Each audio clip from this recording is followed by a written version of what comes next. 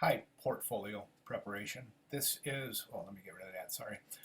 This is portfolio preparation G420, and my name is Michael Maldonado. I'll be your instructor here for the next few weeks throughout the portfolio class. So I just wanted to introduce myself and show you around the classroom a little bit.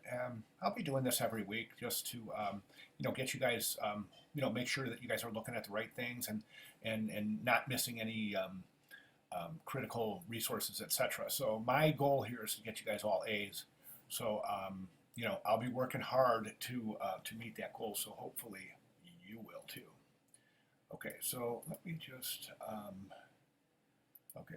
So what I want to do is show you around the classroom a little bit. Okay, so these are the main announcements, and you got to look at these really every day because there's some really super important stuff in here, and I'll be populating this a couple of times a week. So I'll show you that in a second.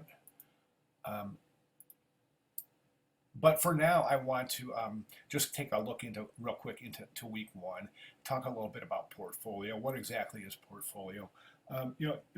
When we're ready to introduce ourselves to the professional design community, you're going to do so with a portfolio, and that's a visual representation of your work and your conceptual process and approach, etc.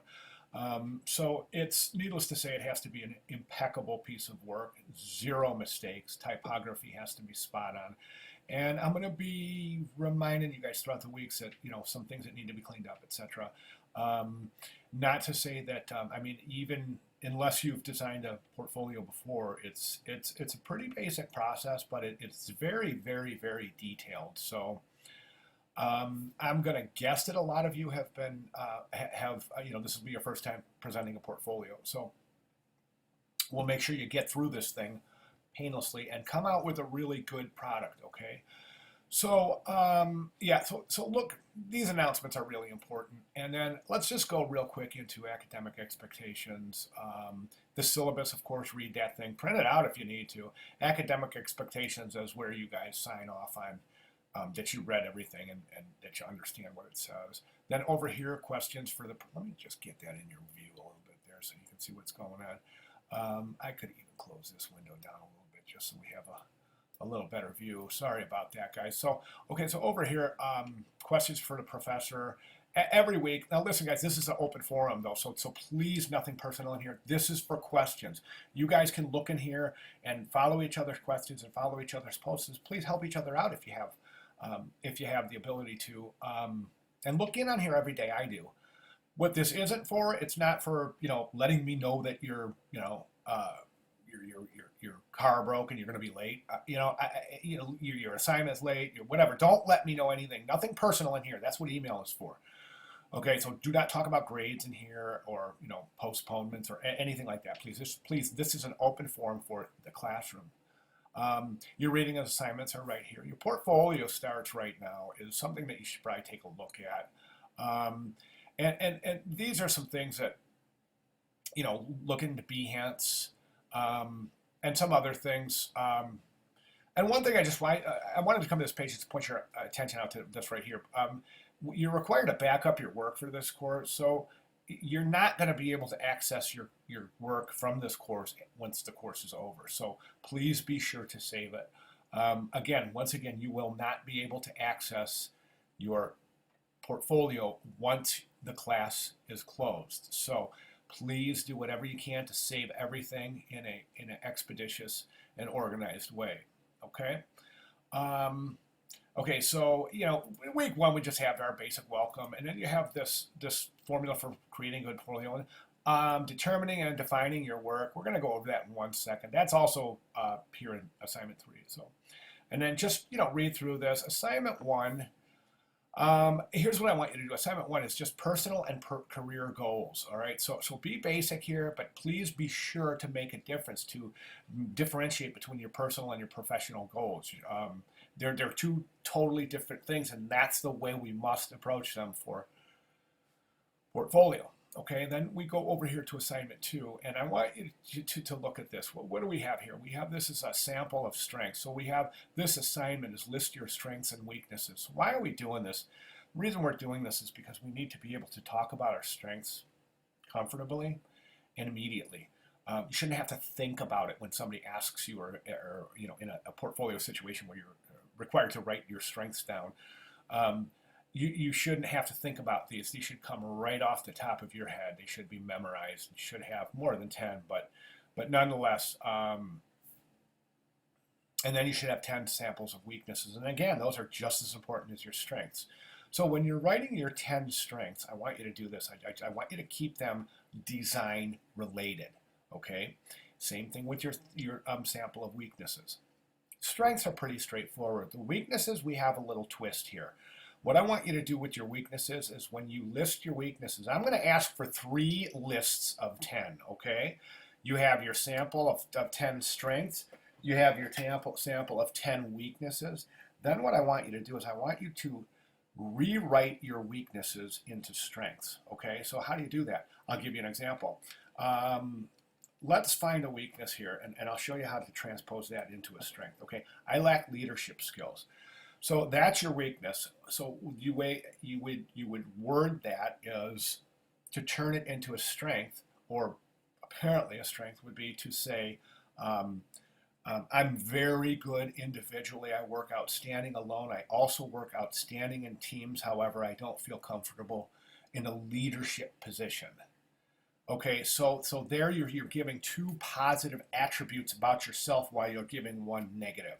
Okay, so what you're going to do again is you say, here's your 10 strengths, then sample your 10 weaknesses, then reword your 10 weaknesses into strengths. Okay, let me show you another one. I will win it. I win at all costs. That's a weakness. You could turn that into I am extremely competitive in my professional career. I have poor communication skills, but I like to talk. You guys, you get the idea. Okay, so transpose your weaknesses into strengths. Okay, and don't forget, guys, replying to each other in your discussion board is a big part of this class. So this is super, super important. All right, please be specific with your response posts, quoting. Instances from the course, backing up your comments, etc. Same thing on your posts. Use research to back yourselves up. MLA or APA formatting will be fine. Okay, so, and then we have assignment 3 here, and this I want you to really pay attention to here because you have this portfolio selection, and what this is this is the template. This is all of the things that you need to show me in your final portfolio for this class. Just as important as showing me these items are labeling them correctly, okay? As you can see, there's a lot of work to be submitted. This is your work. You're familiar with it. I'm not. And I've got 6 of you, so I'm looking at least 120 different pieces. So please label them. And when you label them, it must be labeled like this, okay? You're going to give the name of the category, okay? So for example, you have this right here, design applications. You need 5 collateral design projects of creative problem solving. Select 5 from the following items. Then you have these items. So what you're going to do is when you label it, say design applications, poster. Okay, or design applications, poster, brochure. Design applications, menu. Okay, and then your thumbnails process book would be labeled the thumbnails process book. Advertising campaign would be labeled advertising campaign. Corporate identity, again, there's several different pieces that go into corporate identity, so this would be labeled corporate identity, letterhead / business card / label / envelope, or another example would be corporate identity, website, and then show your website. Okay, and then your digital multimedia, again, web design, digital media, web banner. These things have to be exact, folks. Okay, you need to have some interactive, some digital media here in your portfolio. So if you don't, you need to address that as soon as possible. Design package, select one of the following.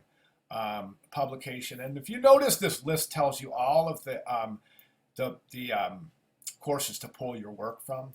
Then you have required electives, and it lists all of those, and then your publication. Everything that's listed very clearly, and you need to really label that because, listen, folks, if you don't label it, I got to send it back to you for relabeling because that's how really how important it is. So, okay, and then finally, I just want to come over to, oh, let's go to the announcement page.